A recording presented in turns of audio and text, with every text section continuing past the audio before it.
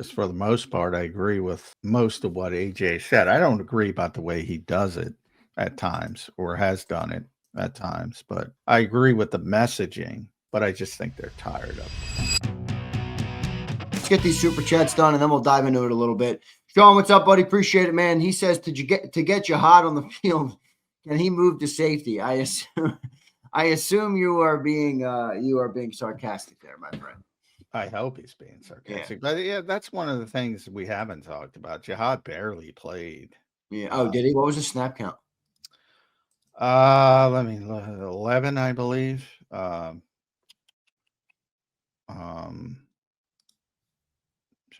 Yes, 11. 11 snaps of 74.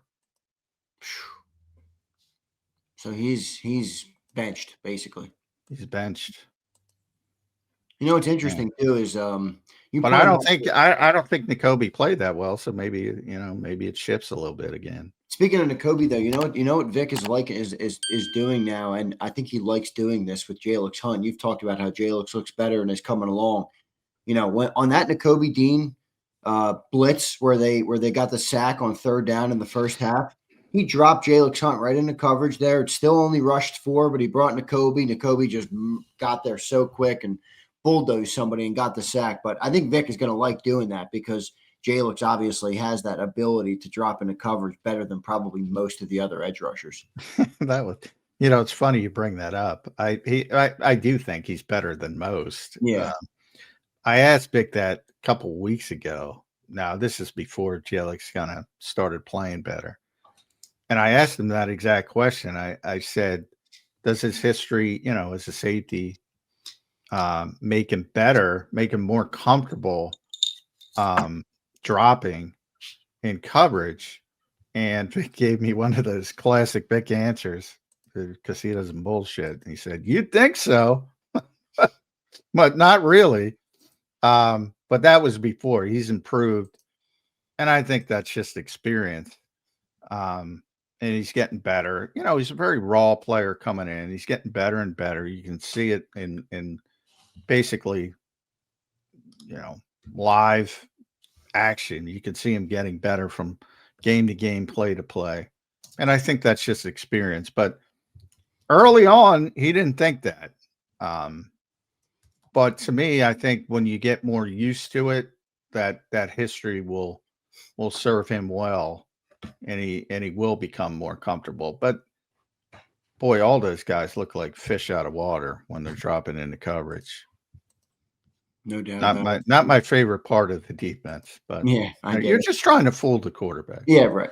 And it worked. It worked against Carson Wentz. Yeah, and it worked against Dak last week. I mean, it didn't work probably every time, but it worked on that, certainly on that third down early in the game where they had him backed up. I think it was 3rd and 6, and Kobe Dean got home, big sack. Here's Jack Dwight. What's up, Jack? A few weeks ago, it was said Barkley was tipping pass or run, whether he lined up beside or behind Hurts. I checked, and it was true. Think anything's to that, John? Yeah, there's tendencies, tendencies are like,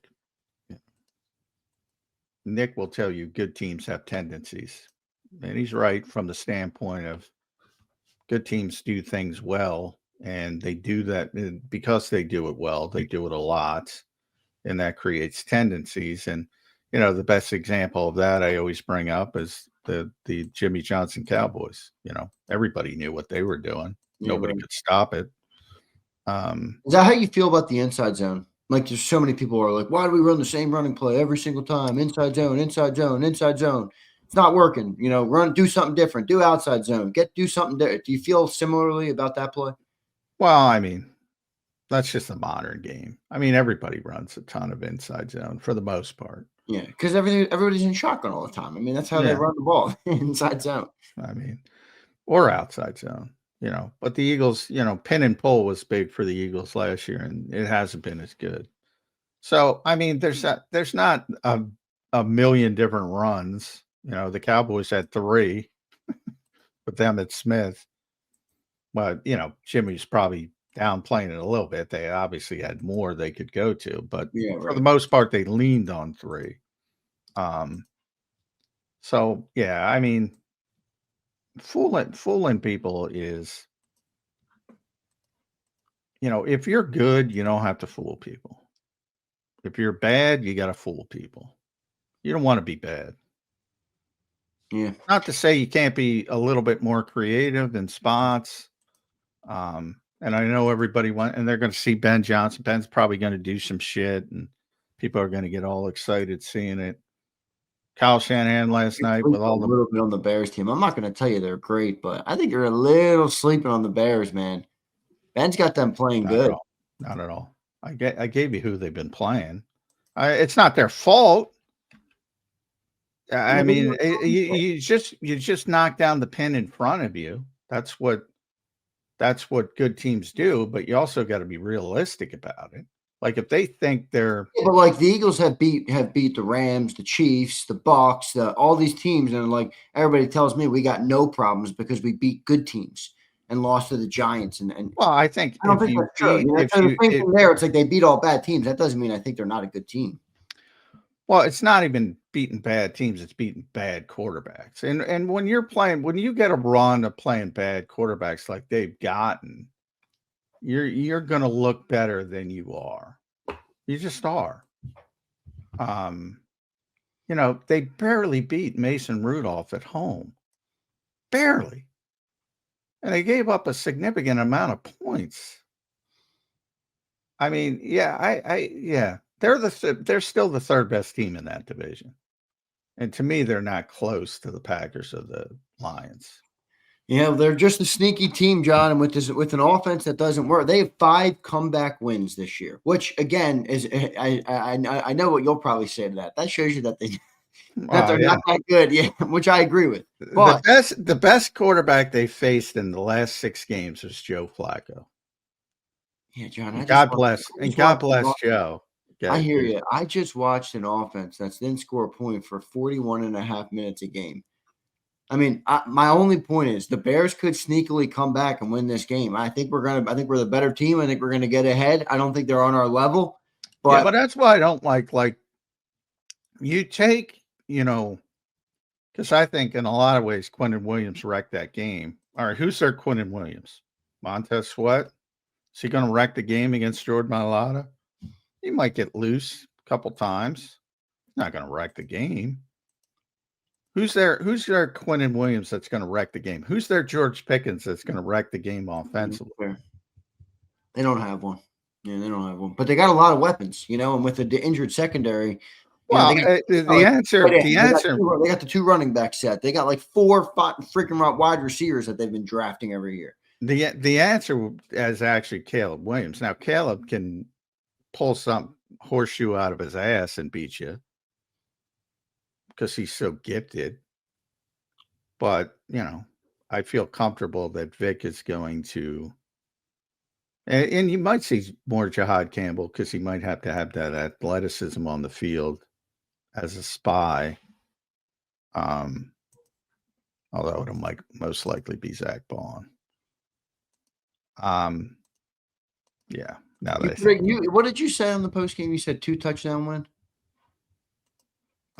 2 score win. Okay. Now that was before I knew all. You feel good about that? I'm a little concerned about the safeties. Little concerned, but then I think like if their safety situation, I picked Dallas to win in Dallas, but if their safety situation is what it is going into Dallas, I would have picked the Cowboys by 2 scores. But they have a quarterback who can take advantage of it. I don't think Caleb Williams is at the point where he can take advantage of it. Yeah, Dak's an on-time thrower. I mean, he's a schedule. Yeah, he's on schedule offense mostly, so he'll take advantage of that. Yeah, well, it'll be interesting to see. I mean, I do think it's going to be interesting with how it plays out. I don't think we're going to win by 2 scores. I think maybe by 3. Well, like I said, that was pre-safety issues, right? I would have been very comfortable 2 scores with Reed and Drew out there healthy. Yeah, it might be more difficult, but I still think they're going to win the game. I haven't. Yeah, we'll see. Let's see what happens. We got a good football Friday this week with actual football. How about that? Nate the Guy, what's up, brother? JMac Izzle. Nick interview was better yesterday, but still a C-. I don't think it was even a C-. I don't think Nick has good interviews. He is sort of reverted to, let me get this over with. He's basically Dean Smith running the four corners for old school college basketball people. He's just trying to run out the clock. Yeah, I know. Occasionally you can get him into a football walk discussion. But it's becoming rarer and rarer.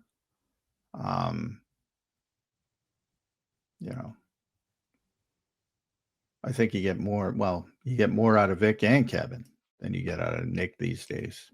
Yeah. JMac, also, can you ask Vic about DeJean playing safety and Carter at nickel? Yeah, I'm sure that'll come up, but if nobody else, I'll go Cooper, because Cooper can play anywhere, so they can play him at safety, they can play him, but they need him. And remember, you're not only down Drew, you might be down Reed, you're gonna be down Adoree, so they might, if they were full at corner, they might think about it, but they're not full at corner. So I don't think that's the week where him playing safety is relevant. If it worked out a different way, maybe, but I still doubt it because he's so good in the slot. My presumption is if Reed can't go, it's going to be Sidney and Michael Carter, but we'll certainly ask him the question. Here's Jack Dwight. Eagles fans think Jalen is elite, but clearly the coaches don't. Yeah, well, that depends on your definition. I think they think he's elite in the way they play. And I think, to me, the dumbest conversations are, to use the guy that, at least to me, all Eagles fans seem obsessed with, is Justin Herbert. Like, Justin Herbert is a better fit for the way the Chargers play, and Jalen Hurts is a better fit for the way the Eagles played. If the Eagles got Justin Herbert, they would play differently. If the Chargers, because Harbaugh's a pretty good coach, if they got Jalen Hurts, they would play differently.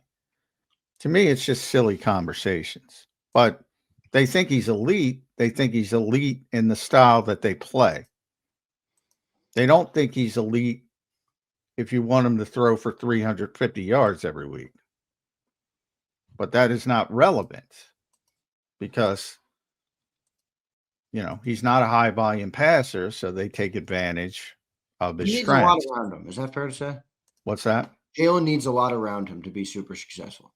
Well, every quarterback does. Again, that's like, point to me one successful quarterback that didn't have a good supporting staff. That's cast. Doesn't exist. Hasn't exist. Can't exist. Maybe difference, maybe perception. Like, you might have a great offensive line. Everybody points out, well, Tom didn't have great receivers. Well, he had a great defense. He had a great, offensive line. He had great tight ends. At one point, he had Gronkowski and Aaron Hernandez before he went off the rails. How good was that? No quarterback in the history of the game has won at a significant level without a good supporting cast. Fair enough. I think Jack's comment makes sense. They're not asking him to do it. So, but I think your answer was good. John, good stuff. All right, let's get into a topic here that I know that you don't like to do, but I do think we're getting to a point, John, where the overall body of work is going to come into the picture. Based on the way the offense has performed this year, based on the rankings of the offense, are we at a point where even if you don't even think it's on Kevin Patullo, maybe you don't, all right? Some people out there do, obviously. He's going to get fired after 1 year. Does it feel like that to you? That's up to Jeffrey. He's not going to get fired if they leave it up to Nick. So, that Jeffrey's history is if they don't reach the level he expects them to, that he's going to scapegoat somebody.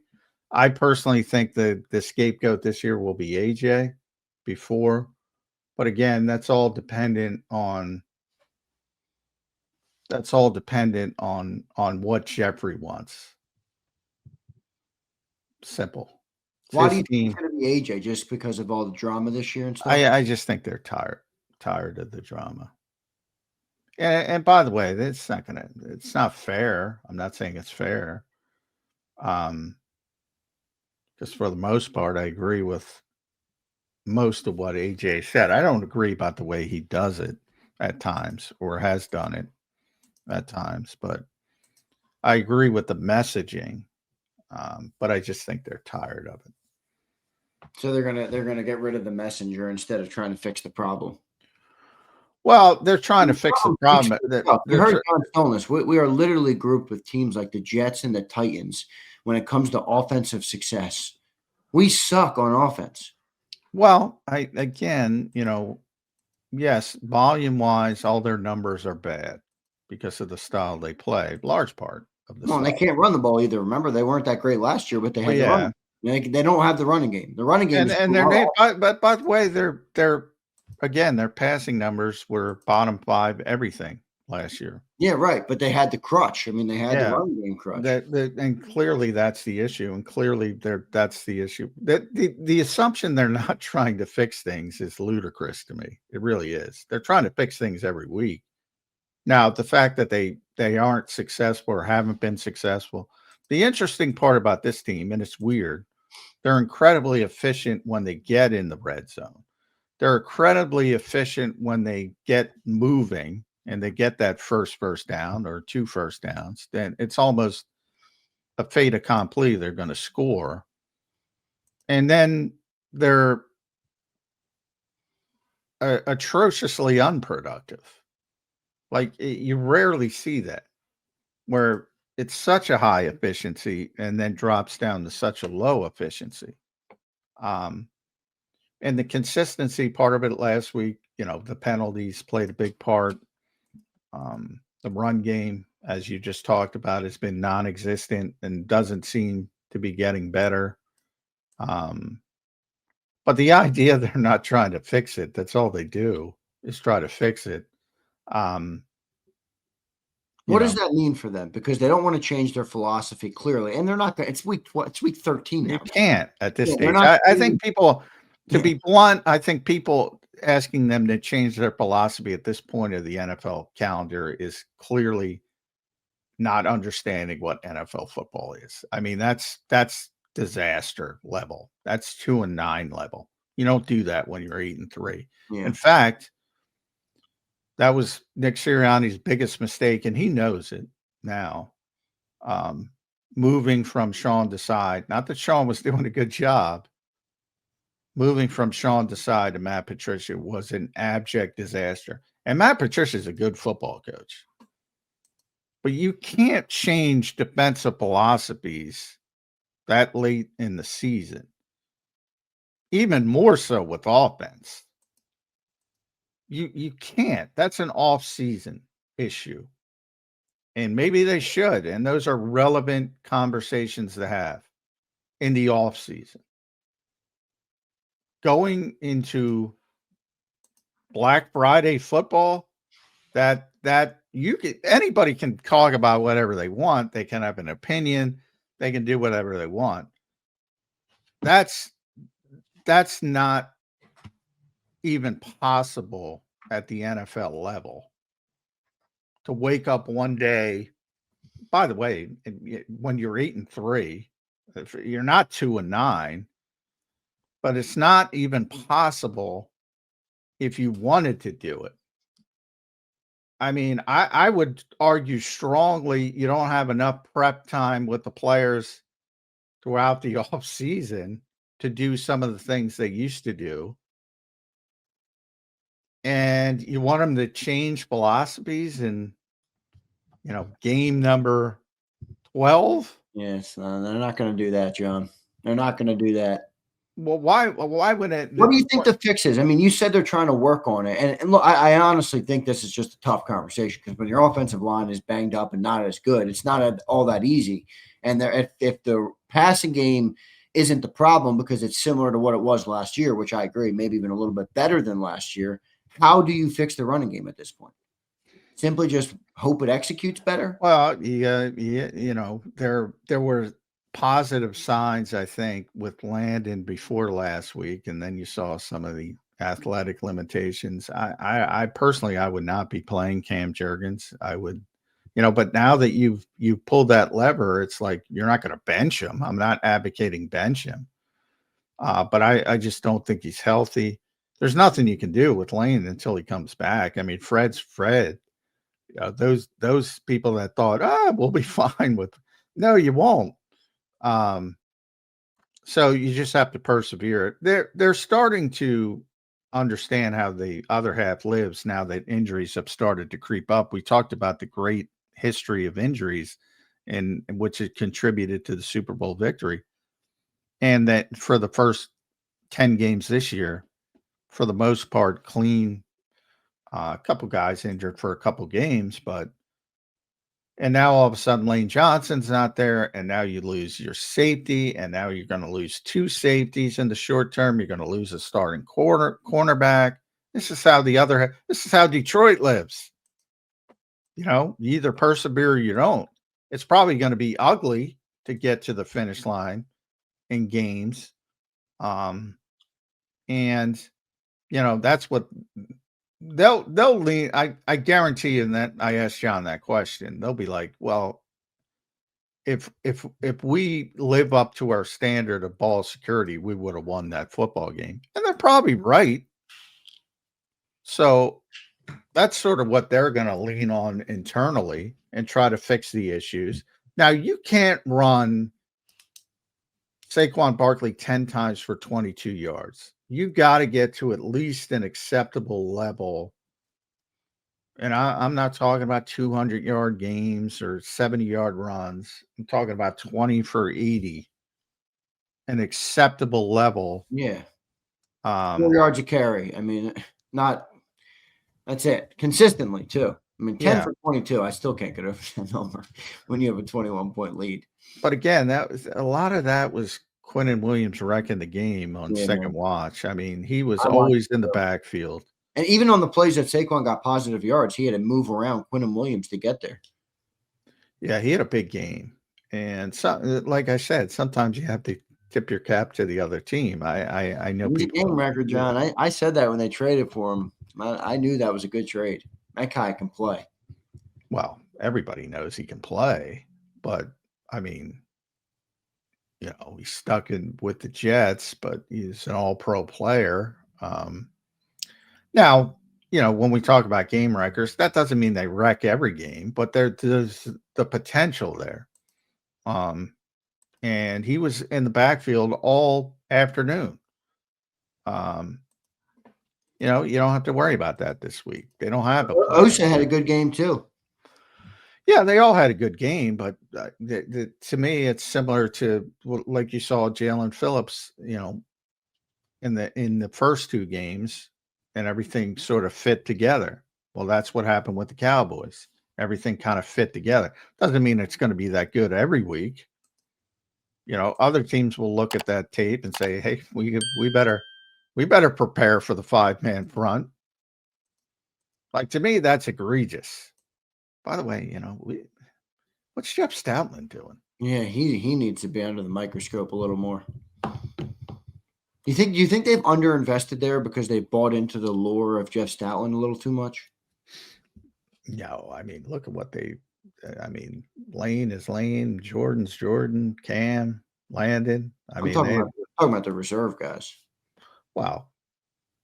No, nobody is good reserve offensive lineman in this league. Nobody. Yeah, most teams don't even have good starters. I mean, Fred's a really good backup offensive lineman. He's a really good backup offensive lineman. Yeah. Brett Toth is a really good judge. Well, so how can you blame Jeff then? Not prepping him for 5-man fronts. I mean, that's what Landon said, and Nick confirmed it. And did you hear his walk back yesterday? I don't think it made it much better. Yeah, yeah. I mean, again, they have limited time, especially this time of year, especially on this week. You talk about limited time. They got to walk through today, a small practice Wednesday, and then you're on the field Friday. But, that's a normal week. it was actually a short week for Dallas because they played on Monday night. Yeah, that's part of the problem with the NFL now is you don't have a lot of time. But I mean, when you're not prepping for what they roll out there because they played a certain way 10 games before they got Quinnen Williams, that's a bad look. Which is basically what Landon said in his walkback. Yeah, exactly. I don't think he made it. I don't think he made it sound any better. Yeah, well, I mean, is it simply just the players aren't as good this year? I mean, because this is what I don't like. I mean, we can criticize Stalin, but if you're going to give him credit for last year, how can you just say it's all him this year? It's obviously a difference in players. I mean, Oh yeah, it's always players. I say that all the time. It's always players. If you look at offensively, I said the only player playing better than they played last year is Jalen Hurts. You think the Jalen only Hurts offensive player? Well, now Devontae as well. I'll take that back. Two offensive players. You think Jalen's better this year than he was last year? Oh yeah, significantly.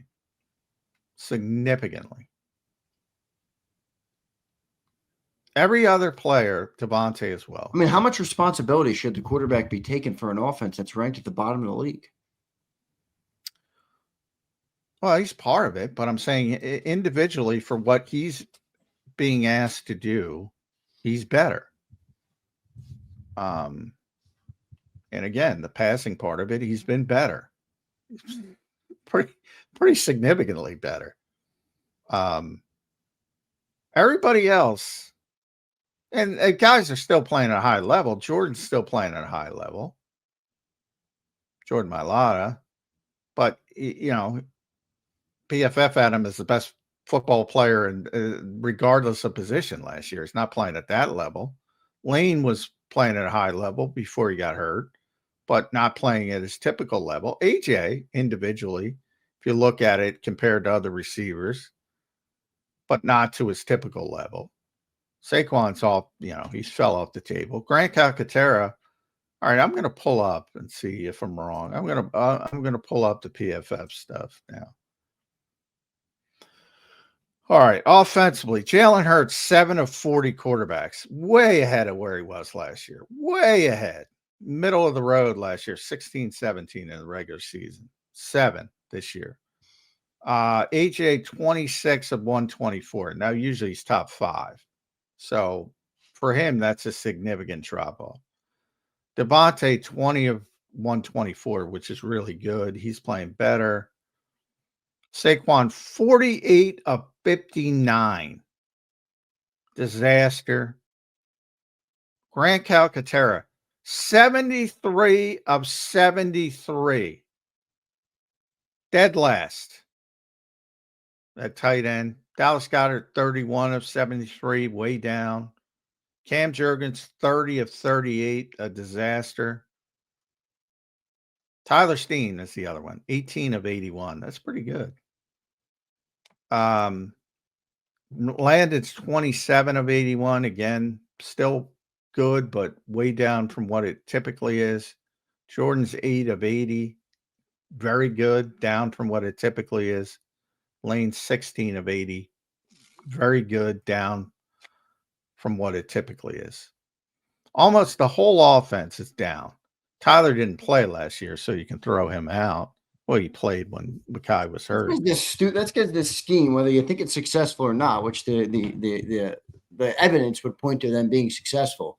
This scheme does bottle up talent, though, does it not? Offensive line, leave them aside. But AJ, Goddard, I mean, they don't have an offense that accentuates players. Well, it's not a high volume passing offense, so yes, it bottles the receivers. Yes, no doubt about it. The running, it shouldn't, and the running, Saquon's been a disaster. I can't explain it. He's been so bad. And a lot of it is the offensive line, but not all of it, because again, the offensive line is still. Now you got people telling me JH is dealing. He's dealing this year. Jalen is dealing this year. All right, everybody.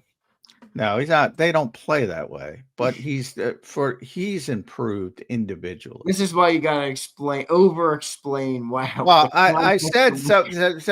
But it blows people's minds when I said 2024 was his worst season from an individual standpoint, and people lost their minds because I believe that 2021 was really his first season he's not a rookie, but his first season as a starter. You could argue he was better in 2024 than 2021, but I argue he's better in 2021 because he was asked to do more. And to me, it was more impressive. But you can argue it. But in 2022, by far his best year, by far. In 2023, because people are get blinded by the collapse, which was way more defensively, he was much better than he was in 2024 from an individual standpoint. And then this year, he's been much better than he was last year. Isn't there a hybrid like that we can look for where they can try and pull out 23 Hurts with a little less turnovers? Well, I think so. That's why I said it was unfair, but they seem to not think so. So now though, it's become self-fulfilling because now he's much more cautious. So that's what happens when you preach and you drive it into someone's head. He's become too cautious, in my opinion. Do you think Stolness had a point about at some point you got to look at the body of work in the running game and just think you got to play differently? I'm not asking for a total philosophical change, but don't you agree? It's like, dude, when you're John, you're up 21, you end with 22, right? Like that is unheard of. Well, it's tough. That is a tough conversation. It's always tough in sports because sports ultimately, no matter how great you are, the descent comes at some point, and it's really difficult at the beginning. I don't know if we're at the beginning of the descent. We might be. I say that because of the touches and the history. We might be at the beginning of the descent of Saquon Barkley. That is really tough because you want to always default to Saquon Barkley. That's why I kind of chuckle when people say you should play Tank Bigsby. I'm like, what about like 5 carries for Tank? I don't think we're asking to bench Saquon completely. Maybe a couple more here and there. Sure, but you know, Kenny Gainwell level, sure. Up touches. But it's really difficult when you hit that with a great player and they start to descend, and it's like, well, he'll figure it out. He'll figure it out. He'll figure it out. And sometimes they don't figure it out. That is a really difficult conversation because right now he looks like one of the worst running backs in the NFL. Yeah, he does. I mean, he's not. At least I think he's not. How much do you put on the O-line? Well, some certainly, again, individually. I mean, they were a disaster in Dallas. You just the numbers. They're not way down. You know, Jordan and Lane are still playing at a high level. When Lane's out there, he's not out there. Landon's still an above average NFL guard. So is Tyler Steen. And Cam has played pretty poorly. So I think it's better than people perceived than it was in Dallas because you had Fred instead of Lane. For most of the season, it's been better than it was last week. You think Nick Sirianni's having a good year, John? Well, he's 8-3 in the NFL. It can't be described as a bad year. Their expectations are so high. Anytime they lose a game, it's a catastrophe. They went down to Dallas for a team averaging 34 points a game and 400 plus yards a game, and has won 22 of 23 against NFC East teams, and they lost by 3 points on a field goal as time expired. I mean, That's not a catastrophic loss. It is in Philadelphia. And it looks worse because you had the 21-0 lead. The collapse was worse than the loss. But I think from their perspective, again, the coaches will always tell you, and this is every coach, not just the Eagles, and every regime, the film is never as bad as you think it is, never as good as you think it is when you play poorly or when you play well.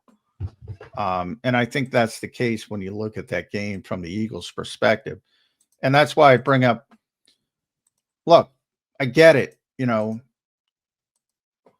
Dan did it to me on the show. You run down the drive chart and they say they did this in the second half. I get it. I get that's what people do. I get that's all that matters. But if you look at the individual, why did the drives derail? And I brought up the most notable But isn't example. 14 I know you're gonna bring up the penalties. Isn't that on coaching? Lack of focus, lack of Yes, if you discipline, want to lack of blame, if you want to blame the preparation, yeah, feel free. I think that's legitimate. Okay. Same as the 5-man fronts. When I mean, you got to do a better job. I think that's what people miss is they're worried about things that they shouldn't be worried about and missing things that they should be worried about. Like I think the preparation part of it is much bigger. Like that to me, of everything that came out of that game, the most troubling thing to me was the Landon Dickerson comments. That's the most troubling thing to me coming out of that game. Yeah, which is why they had him in damage control mode. The PR staff was not happy about those comments. And he was telling the truth in the moment. So North Korea Eagles, they're not happy with Landon Dickerson. but I think if you look at each individual drive, it's, you know, at times they were moving the football and shot themselves in the foot, which again is part of it, you know, especially when you're talking about illegal formations and false starts, you know, yeah, that's preparation and execution, which people don't like to hear, but just do the things that take no talent, as Nick constantly says. Yeah, fair enough. Yeah, I don't think Nick is doing a good. Sometimes it feels like he can't handle the big macro issues that face the team, John. I have a really tough time, other than the criticizing the guy for like shitty press conferences. I got a really tough time criticizing Nick Sirianni from the Why? Just standpoint. because he wins a lot? Yeah, well, isn't that his job description? Yeah, no, it is. I'm not saying he Like, doesn't like deserve credit who's for it. it? Like I constantly hear this guy's better than Nick. This guy's better than Nick. This guy's better than Nick. And Nick beats these guys. Like, Well, Nick has a better roster than almost all of them. and that's where, and believe me, that's where everybody goes. I mean, give me a fucking break. These guys aren't playing like they think. Yeah, but even the Playing, organization doesn't subscribe to what you're saying. They believe they're a bigger responsibility for the success than Nick. I guarantee you, if you gave Jeffrey Lurie and Howie Roseman truth serum and said, who's more responsible for the 54-22 record, whatever the hell it is, you or Nick, they would say us every time. Every yeah, time. and Nick would say himself, which basically tells you, yeah, they all have egos. Yeah. Yeah, Jalen that's might not say news. himself. They Yeah, all got the egos. that's not news. But here's the thing. Yeah, but who's right? That's the question. Well, I'll tell you what. And we just went down the offense. And I came up with 2 players that are playing better than they played with last year. And they're still 8-3. Now, the defense had a nice little run in the middle of the season, aided by the weather, and looked lights out. But I think overall, the defense, and they took a big step back in Dallas. I think overall, last year's defense is better than this year's defense. Now, maybe they'll get there and maybe they'll continue to settle down and get better. I doubt it with the secondary issues, but maybe.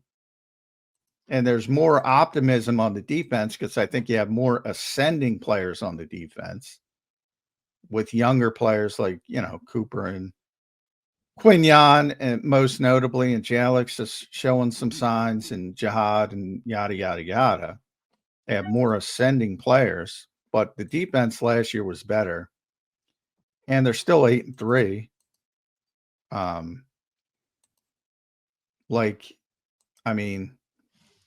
Yeah, and you can go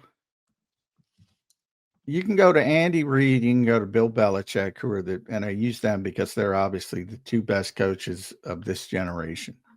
And they also have shelf lives where you can see the up and down. And you'll see that if Nick sticks around, you'll see the same thing because it is players first and it is talent level first.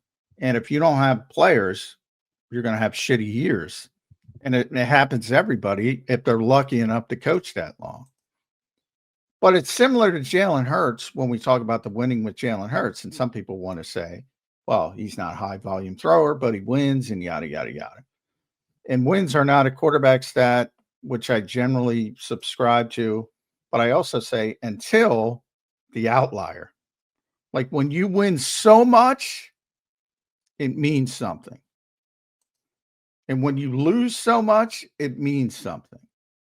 When you're on those extremes. You have to look at the context of the wins. I don't disagree with what you're saying, but I mean, the most successful season was obviously last season where they went 14-3, what did they go? 13-4 or 14-3, whatever it was. And then they go on to win the Super Bowl. I mean, look at the context of that season. They had the number one defense in football and they had the number one running game in football.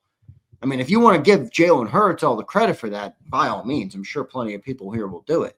I don't think that makes a lot. I just said he had his worst season as a starter. And I'm not saying you. I'm saying the general consensus, though, is that Jalen deserves a lot of credit for 14. But he's also there is something to the point. I also say he is a winning player. Yeah, he is. He knows how to win. And that doesn't mean you win every week, as obvious. Right. He loses occasionally. Again, compared to most people. We have a pretty significant sample size in the Super Bowl era, which this will be Super Bowl 60. So 60 years. One guy has won more than Nick Sirianni, John Madden, at a higher rate. You think Nick Sirianni is a John Madden level coach? No, I don't. But, John Madden's become a legend, and, even more so because he was a great coach, but even more so now with younger people, the video game. So, but you never recognize greatness in the moment, typically. I do know, and I've made the Phil Jackson comparison. Look, he manages people. This is a fucking shit show. This is a fucking shit show in Philadelphia. And by that, I mean, there's some bullshit going around this team at all times. At all times. Yeah. Because of the passion of this fan base. And people take advantage of the passion of this fan base by saying some stupid shit.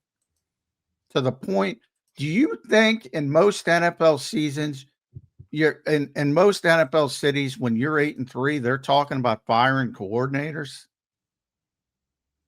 This is a shit show. An absolute, the only circus tent, I said this to John Machota leading up to the Cowboys, bigger than Philadelphia, is Dallas. And that's because of Jerry Jones. This city is nuts. Nuts. I hear what you're saying. It's a tough team to coach. There's no doubt.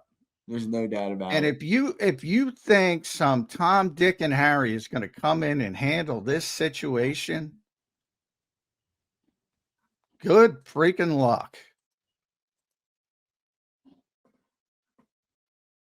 It is an absolute, and clip this and put it on YouTube. This city is a shit show around this team all the time. They win at the highest level, and it's constant. The quarterback can't do this. The offensive coordinator's a moron. The coach is. I mean, just think about that on the base logic level. Yeah, If I hear these you. guys are so bad and so awful at their job, and these other superstars can't win, and then you want to boil it down. Well, our players are so much better than everybody else's players in the NFL. Like the best two Well, if players they on think the it's such a shit show, why are they hiring first-year coordinators with a $250 million offense? That's setting yourself up for failure. the best two players on the field in Dallas on Sunday were Quinnen Williams on defense and George Pickens on offense, and neither of them were on the Philadelphia Eagles. Neither of them.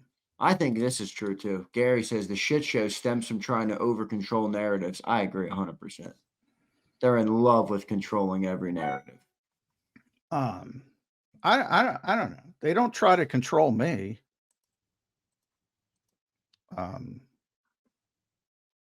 They maybe I know they will. asked to fire Cilia when they didn't like what Cilia was saying a couple years ago. I mean, they're weird about narratives. Well, I'll say this. I mean, they literally said we're going to report him for anti-Semitism because he criticized Howie. That's what I was told by Bob Lang. I mean, think about that for a second. Because he criticized Howie. I wasn't involved in that discussion. No, I you didn't weren't. know about that discussion. I mean, that's just crazy though to me. I can't forget that ever. They have a very way more, and I've actually told Bob this. They're way too concerned about radio talk shows in the case of mainly WIP, who was their partner, ironically, but because of their obviously large stage, they're way concerned, and they conflate the WIP narratives into the coverage they get on a daily basis, which by and large is pretty fair. And I'm talking about the beat guys. Most of them are pretty fair, I would say. I can't speak. Look, Dan Stan, he's controversial. Not the first time somebody's reported him. So that doesn't surprise me at all. Is it fair? No, I would say it's not. I don't know what he said. I don't know the relation of what went on. I don't know what the conversation was about. I don't know what he said about Howie. I don't know any of it. But, he says some controversial things. That's fair to say. Yeah. No doubt. And when people push back against controversial things, if they think they're unfair, that's not rare. But from the standpoint of controlling narrative, excuse me, never tried to control a narrative with me. Ever. Not once. Now, they've texted me about shit they don't like and said it's unfair, but never tried to say, well, I don't know. I don't think they ask anyone to fire me. Other than push back and say, no, that's not fair. That's as far as it's going with me personally. That's all I can talk about. Fair enough. Let's get some super chats here to close out the show today. What's up, Jack? Jack says, despite his record, not many around the league think Nick is a great coach. Ditto Rob Thompson. Rob catching some strikes. Well, I disagree with that. I think there's plenty of people around the league. I think there's a lot of pundits that think Nick is not a good coach. I think people in the league think he's a good coach because their job description is they know how hard it is to win in this league. So I think most people in the league think he's a good coach, but I think there's a lot of pundits who don't think he's a good coach because he has the best team and everybody should be able to win 17 games with this talent, which I don't agree with. I think the talent, in fact, I've said it pretty consistently. We have to start we have to start recalibrating just how much talent this team has on offense. And Martine says, imagine if the Eagles recovered Ferguson's fumble on the final drive and won the game. Would we be having these conversations? I kind of like it happening this way. Maybe they will open it up like Stone has said. Yeah, Ferguson fumbled in the final drive. I think there's yeah. Well, you're still having these conversations because the style points aren't there. Again, it's Philly. It's a shit show. You're still having these conversations. They not only, it's almost like a college environment. You not only have to win, you have to have the style points as well. So it's almost like Alabama. You're familiar with that. The expectations on Alabama. They lose one game, it's a fucking catastrophe. And the expectation, even if they're close, people are, what's wrong? It's the closest thing to a big time college program in the NFL from an expectation standpoint. Fair enough. And Martine, thanks for the big super chat, brother. Appreciate it, man. And that's you're right. It's a game of inches. Sometimes different, little plays could make a big difference. Here's Ty Har 57. What's up, brother? The offense is not good off script. And that's what they do. I mean, they're an off script offense. Boy, yeah. See, that's an interesting comment to me. Could you put that one up? The offense is not good off script. Like, no, Ty Hair 57, I'm not trying to pick on you. But, what do you think is on script? Like, is that about the script at the beginning of the game? Is that about off schedule versus on schedule? I think I can't speak for Ty, but I would assume he's talking about on schedule versus off schedule. They, when you have a quarterback who can do off schedule stuff, that's awesome, because then you can, and you've seen it so many times over the years. However, it's difficult for a coaching staff because you don't practice off schedule offense. As far as scripting, because everybody's obsessed with the scripting, which ironically, they're better at the start of games last year than this year than last year. And then moving off the script, if that's what he means. Like I say it all the time. And this is Doug. This is from Doug Peterson. This is not from Nick Sirianni. And I say that it's important because Doug Peterson and Andy Reid and everybody in the Andy Reid tree are very scripted at the beginning of games. Very scripted. And even Doug will admit, your first third down, you're off script. So it's one of the most overrated things in the NFL.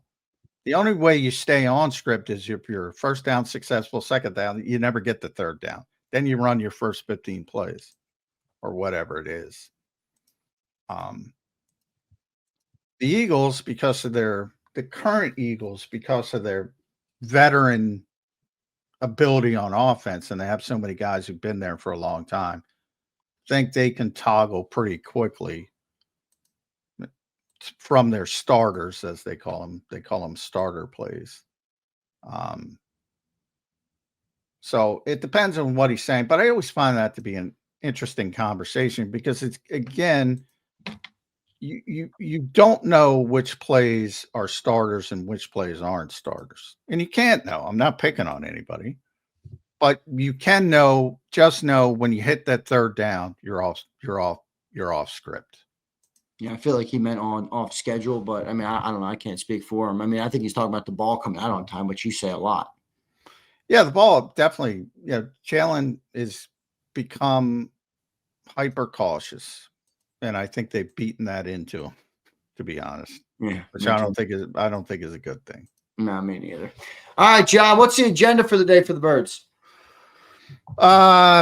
Vic's going to talk about 2:05. They have a walkthrough practice, and then the locker room opens at 6:20.